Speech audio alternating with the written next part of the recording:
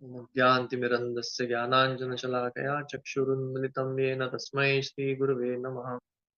श्रीचैतन्यमनोभीष्टं स्थापितं येन भूतले स्वयं रूप कदा मह्यं ददाति स्वपदान्तिकम्।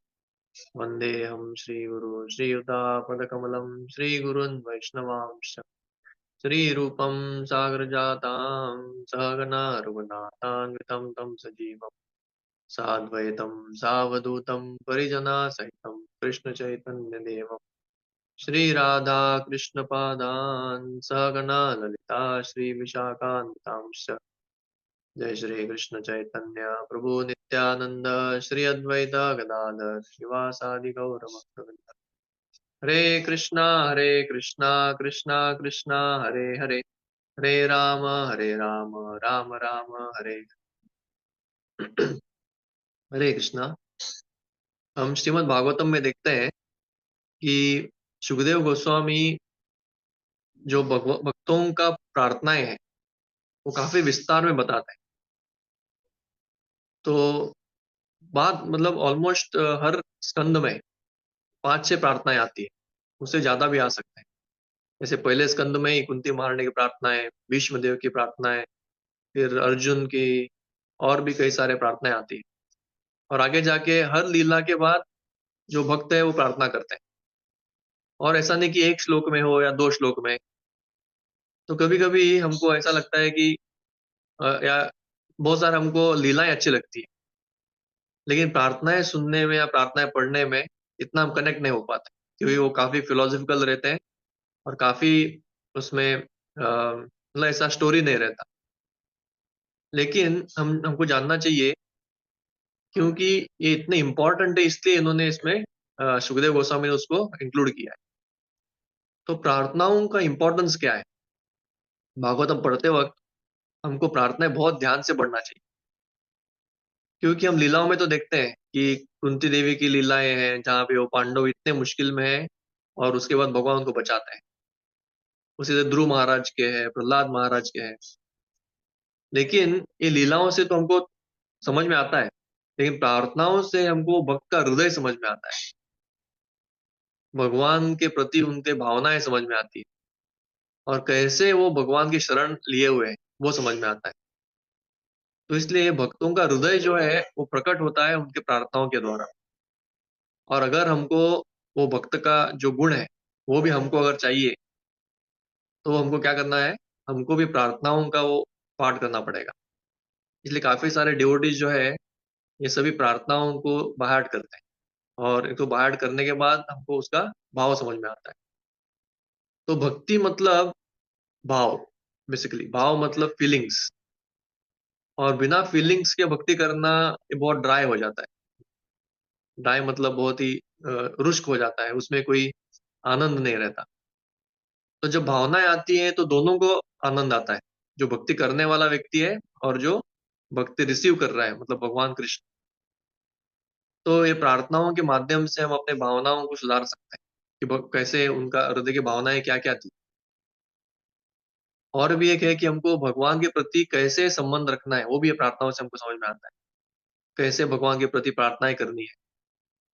जो सभी प्रार्थनाओं का एक बहुत सुंदर एक ये है, मतलब आचार्य बताते हैं, सबसे पहले अपना दीनता दिखाना है कि हम कितने, हमारा पोजीशन क्या है। फिर भगवान का ग्लोरिफिकेशन करना है, भगवान का पोजीशन क्या है। उसके बाद हमारा इच्छा क्या है या हमारा एस्पिरेशन क्या है। तो ऐसे डायरेक्टली हम भगवान के प्रति जाए डायरेक्टली हम नहीं बोल सकते भगवान मुझे ये दीजिए, मुझे ये चाहिए वो चाहिए, नहीं। पहले हमको अपना डिस्क्वालिफिकेशन व्यक्त करना रहता है कि जो मैं मांगने वाला हूँ उसके लिए मैं पात्र नहीं हूँ। और फिर भी आप क्योंकि कृपालु है और आप दीन दयाल है, आपका पोजीशन इतना बड़ा है, वो हम समझाना है। और उसके बाद हम भगवान के प्रति कुछ मांग सकते हैं, मांगना है तो। ऐसा नहीं कि जरूरी नहीं कि मांगना ही है। तो ऐसे ये प्रार्थनाएं प्रार्थनाएं हमको देखना है, पढ़ना है, क्योंकि ये समझने से हमको अपने जपा में भी बहुत फर्क पड़ेगा। क्योंकि हमारा जपा भी जो एक प्रार्थना ही है। श्रील प्रभुपाद हमको बताते हैं कि हमारा नाम जप जो है वो भी प्रार्थना है। तो जप में भी मूड बहुत इंपॉर्टेंट है कि जप में हमारा मूड क्या है। और हमारा एस्पिरेशन क्या है, हम जप क्यों कर रहे हैं और जप कौन से भाव से कर रहे हैं। तो इससे क्या होगा, वो जप में हमको भी आनंद आएगा और भगवान को भी आनंद आएगा। जो आखिर में हम जप कर ही रहे हैं भगवान की प्रसन्नता के लिए, तो भगवान को क्या चाहिए उस हिसाब से जप करना अच्छा है। तो इसलिए प्रार्थनाओं को अगर हम पढ़ेंगे भागवतम के, तो हमारे जीवन में जप का भी हमारा काफी इम्प्रूवमेंट होगा। तो नाम जप का बेसिक प्रार्थना हमारा श्रील प्रभुपाद जी ने जो हमको दिया है, वो ऐसा है कि हे भगवान, हे श्रीमती राधा रानी, हमको आप सेवा में लगाइए। हम्म। और प्रभुपाद ने हमको मूड बताया कि जैसे एक छोटा बच्चा वो भगवान के प्रति या अपने माँ के लिए रोता है, उस भावना से, उस इंटेंसिटी से हमको जप करना है। तो वैसे ये प्रार्थनाओं के माध्यम से हम ये सब सीख सकते हैं। तो निरंतर नाम जप करना ये काफी मुश्किल है, लेकिन एटलीस्ट हमारे जो सुबह के 16 माला है, उसको अगर हम अच्छी तरह से करेंगे, तो दिन भर हमको उसका इफेक्ट जानेंगे हम उसको। तो सुबह का एटलीस्ट, एक्चुअली ऐसा है कि वो सुबह के 16 माला भी ध्यान से करना वो भी आसान नहीं। उसमें से थोड़े मंत्र भी अगर हमको अच्छी तरह सुनाई दिए, हाँ, तो भी हमारे लिए बहुत बड़ा सक्सेस है। फिर हमको क्या होगा, वो मंत्र का जो शक्ति है उसका टेस्ट आएगा, और हमारे हृदय में वो व्याकुलता बढ़ेगी कि कब मैं अच्छा जपा करूं, कब मैं अच्छा जपा करूं।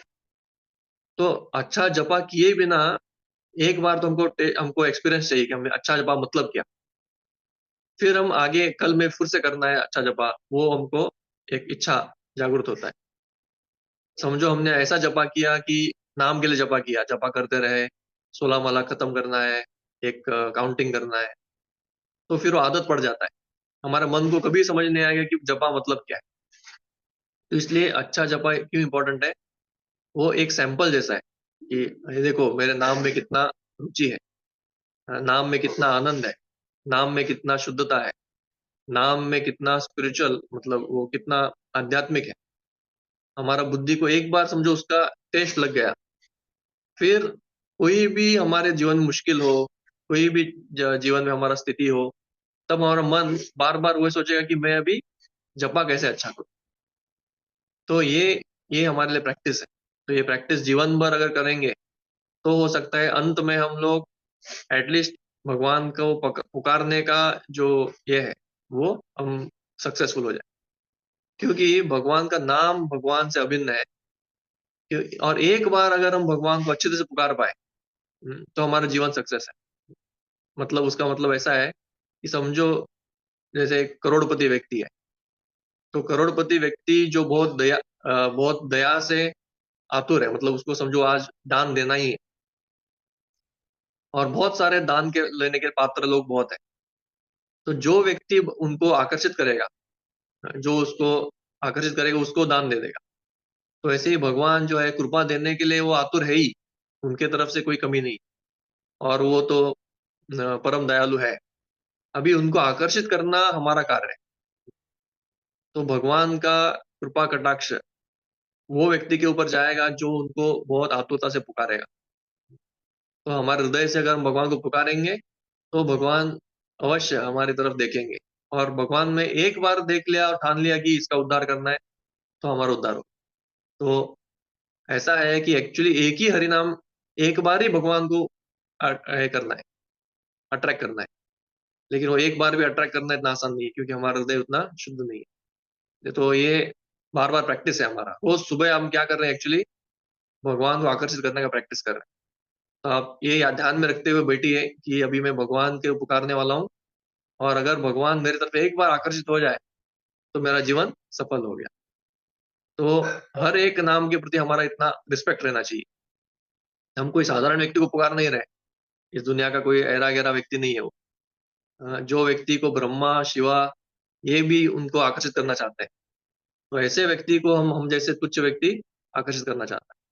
तो हमें वो गुण तो है नहीं, हमें कोई भगवान को कुछ बड़ा सेवा भी नहीं किया, ना ही हमें कुछ भगवान को देने लायक है। फिर भी भगवान अगर हमसे आकर्षित होंगे, तो अहेतुकी रूप से होंगे।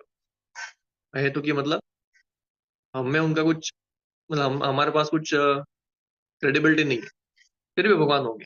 तो ये इसको बोलते हैं अहेतुकी भाव से जपा करना। तो हम सभी इसका रोज सुबह आप अच्छी तरह से इधर प्रैक्टिस कर रहे हैं और इसको बहुत ही इम्पोर्टेंस दीजिए, सुबह का जो नाम जप है, और वही हमारे हृदय को दिन भर भगवान में लगाए रखने का हमको शक्ति देगा। बहुत बहुत धन्यवाद। हरे कृष्ण।